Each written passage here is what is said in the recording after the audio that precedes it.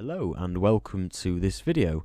Today I'm going to be going over some Key Stage 2 SATs prime number past paper questions.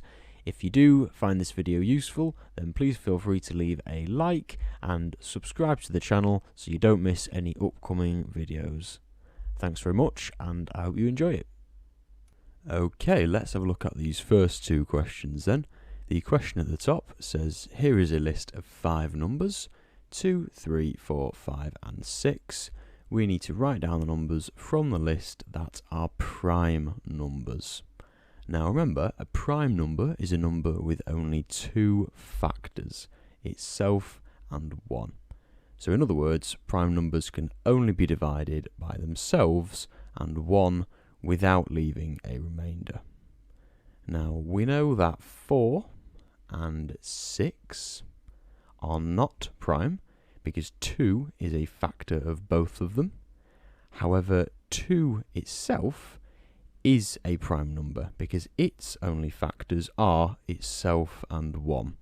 So the rule there is that if a number is even, it is not prime apart from the number 2. So 2 is the only even prime number.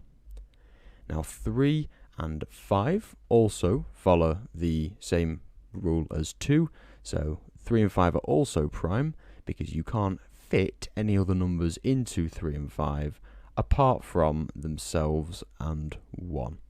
So therefore our answer to this question is 2, 3 and 5. Those 3 numbers are our prime numbers. The next question is very similar, only with slightly larger numbers. It says, here's a list of 5 numbers, 19, 21, 23, 24 and 27. It says, write down the numbers from the list that are prime numbers, once again. Now, we know straight away that 24 isn't prime, because it's an even number. And as we said, all even numbers are not prime apart from 2. So we can go ahead and cross 24 out. We also know that 21 isn't prime because 7 multiplied by 3 is 21. And therefore, we know that 21 has 4 different factors, itself and 1, and also 7 and 3. Using the same logic, we can see that 27 isn't prime because 9 multiplied by 3 is 27, meaning that 27 also has 4 different factors, itself and 1, and also 9 and 3. Therefore, this leaves us with 19 and 23, which are our only 2 prime numbers in this list. For this question, Jack says, when you square a prime number, the answer has only 2 factors. Feel free to pause the video, have a little go, and then come back when you're ready. Okay, let's try an example up here just to explore Jack's statement a little bit further. Let's take a random prime number, for example 7, and let's see what happens when we square it.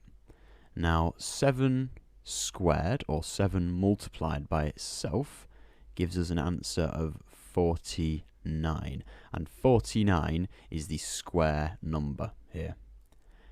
Now we can see that Jack's statement is incorrect because the answer, 49, actually has 3 factors, which are 49, so itself, 1, and 7.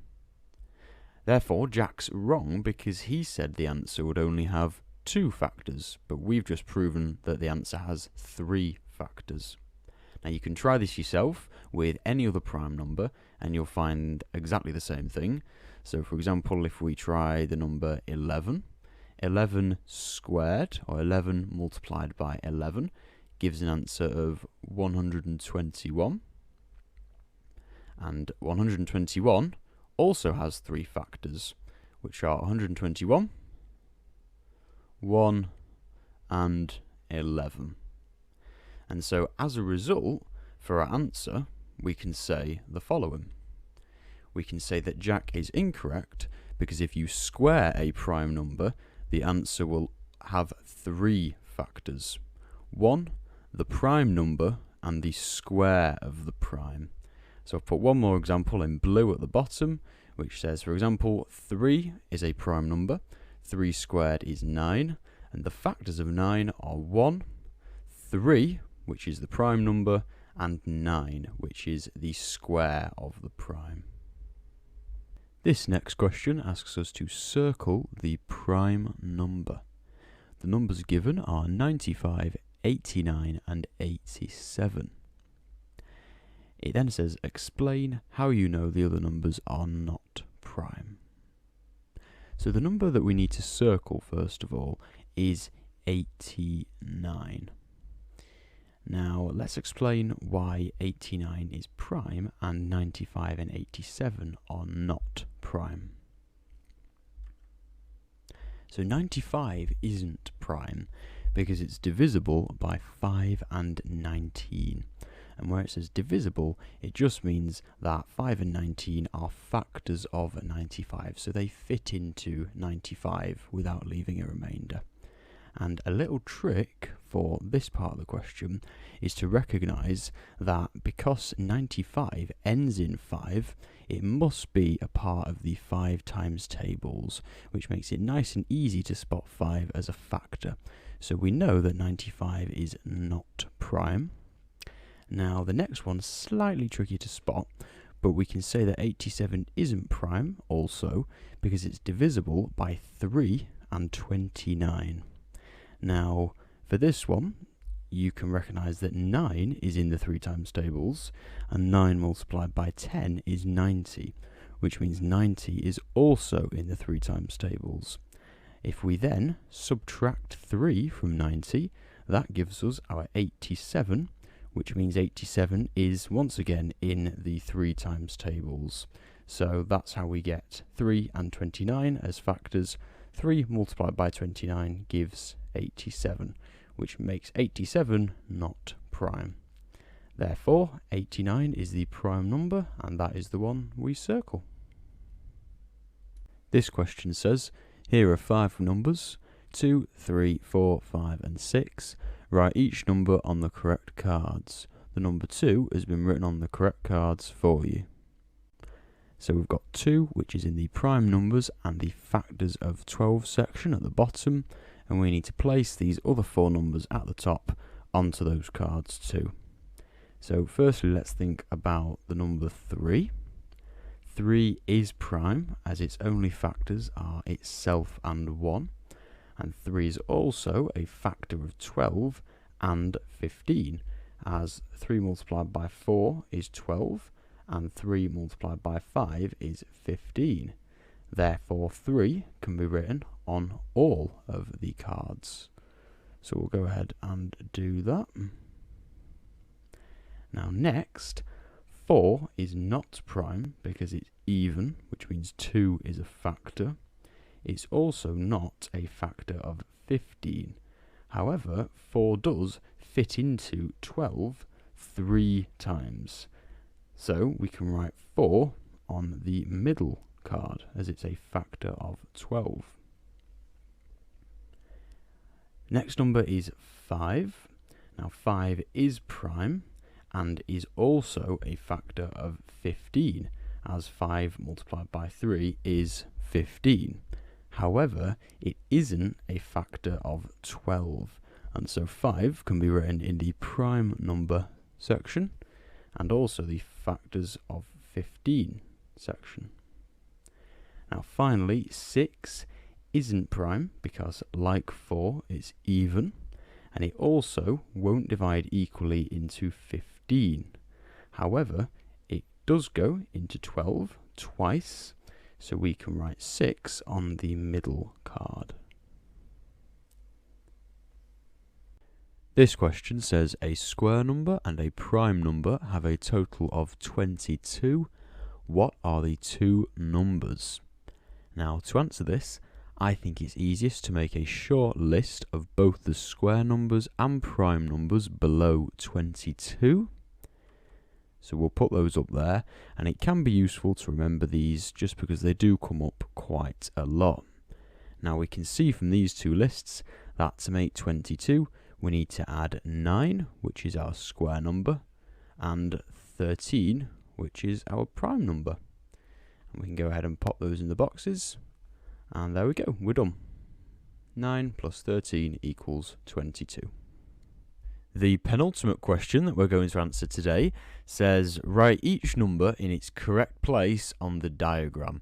And we're given 16, 17, 18 and 19, and we have to place them in these three sections at the bottom: prime numbers, even numbers and square numbers. Now let's look at 16 first. Obviously 16 is even, however it's not a prime number, but it is a square number because 4 multiplied by 4 equals 16. And so therefore 16 goes in the overlap between even and square numbers because it is both of those. Next, we know 17 isn't even, judging by the units column here, and it also isn't a square number. However, it is a prime number, as its only factors are itself and 1, and so 17 goes in the prime number section over here. For 18, we know 18 is even, which means that it is not prime because all even numbers are not prime except 2. It's also not a square number as nothing multiplied by itself equals 18. And so 18 goes in the even numbers section of the diagram. And finally 19 goes in the same place as 17 over here. It's obviously not even and it's also not a square number. However, it is prime and so it goes just in here. So those are your answers. Hope that was alright. Let's do one more question just to practice it more.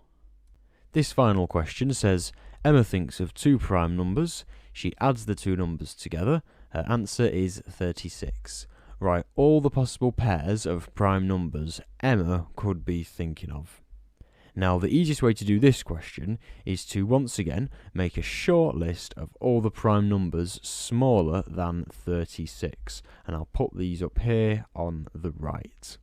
Now from this, we can try some different combinations to see which two primes add together to give us our answer of 36. And I do also recommend remembering, or at least being able to quickly work out these primes, as they do come up quite regularly.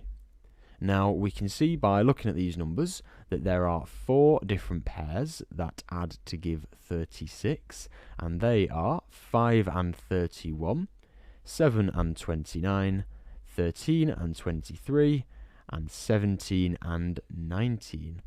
And so therefore we can write these on our answer line as factor pairs, and that is our answer.